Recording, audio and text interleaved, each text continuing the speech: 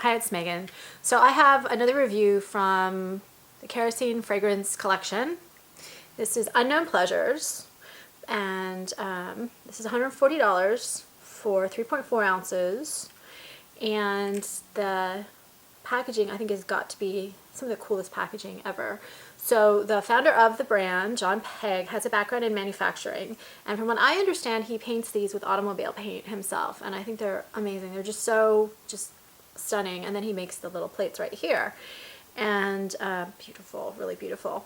Unknown Pleasures it's actually on the Essential Beauty website, so if you want to get it, I'll put a link in the description of this video so you can get it there. This was a fragrance introduced in 2013, and this is one of the brand's top sellers. And so the description of the fragrance: you're walking down a cold street in Manchester, listening to Joy Division, sipping on a warm cup of London fog. This fragrance opens up to the smooth sweetness of honey with Earl Grey tea with a zing of lemon. It dries down to a cozy vanilla, soft tonka bean, and waffle cone base, sure to make any gourmand lover smile. And so the official notes are Earl Grey tea, lemon, honey, bergamot, tonka, caramel, vanilla, and waffle cone. And what I smell, so this is one of the, like I said, one of the brand's top selling fragrances. And what I smell is, when I first put it on, I definitely get that blast of vanilla, not blast of vanilla, that blast of lemon, that citrus. And I don't know, I feel like with all the Kerosene fragrance, you get like one blast of something when you first spray it on. And then 10 or 15 minutes later, the scent doesn't smell totally different, but it's really evolved very, very quickly, and it kind of deepens and gets richer and more complex with all these different undertones.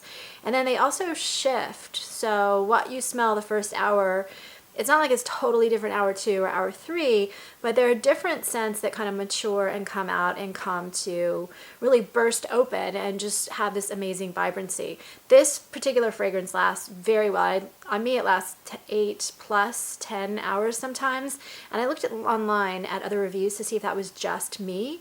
But that seems to be a consistent feel to the fragrance. And then also with the Kerosene fragrances, this is one of the lighter ones, but all of them have this like warmth to them, this sense of like warmness, and I definitely get that in this one, whether it's the tea or whatever. So when I first spray it, I really feel that burst of lemon, and that very quickly fades down, and then I start smelling the tea. That becomes a little bit more prominent. The bergamot, is what makes Earl Grey tea smell like Earl Grey tea. So you get that kind of tea, that kind of weedy, rich,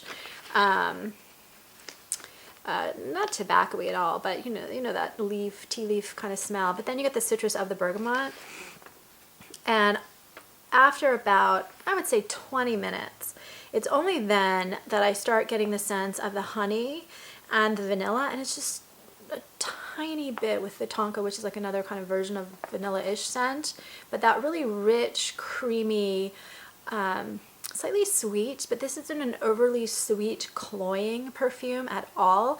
It keeps the sweetness slightly present, but and it's a warm sweetness, right? The honey and the caramel and the vanilla, that's all really homey. But yet, as with all of John Pegg's scents, this one definitely could be worn by men and women both. It's definitely unisex, but he doesn't play his hand too far with any of those one fragrances, so it comes across as very balanced with that richness you get from kind of an independent or kind of higher end perfume line. You get that real intensity, but with this one, it's more like a lingering, homey, comforting, slightly edgy feel to it, if that makes sense. And after about, I would say, 30 to 40 minutes, I really get a much stronger sense of that caramel. And a couple of people had also noticed things. They definitely said it was a gourmand scent, but more of a less cloying, overbearing kind of a gourmand scent. Some sensed a smokiness, even like a little bit of an incense, and I can definitely smell the smokiness. I think that's another thing I can smell in a lot of Kerosene fragrances as well, and that's probably what contributes to the warmth of them.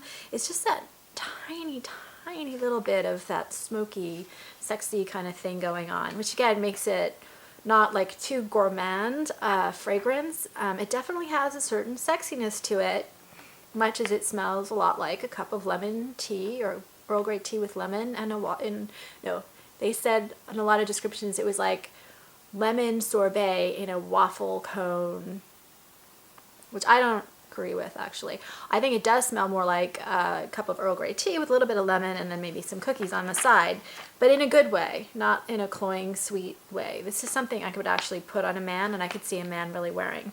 What else did I see? The tonka is described as giving it a little bit more depth and luxurious note to it. And then as the scent wears, a lot of people, not just me, got that vanilla richness a little bit more later on, along with the caramel. It's not like the lemon disappears, but that part of the scent definitely takes over time.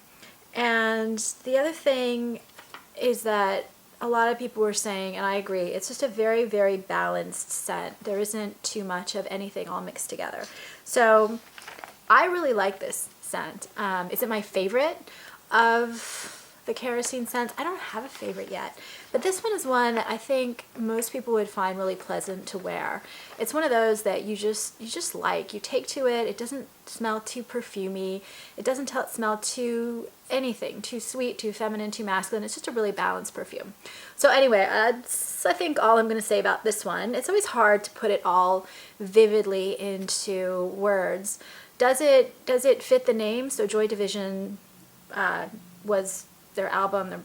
My favorite of their albums is Unknown Pleasures, and the irony of it all, it's a very old album.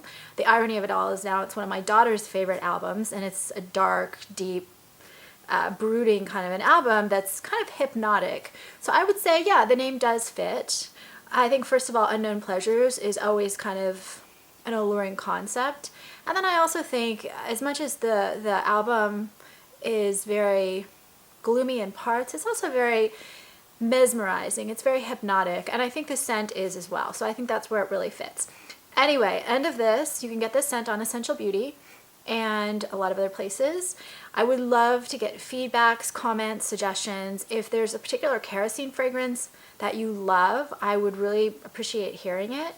And if you have this, what you think of it. I know every scent smells slightly different on everyone, and so I'm sure other people's experiences are probably very different from mine. Anyway, that's it. Thanks. Last thing I'll say, please subscribe on YouTube.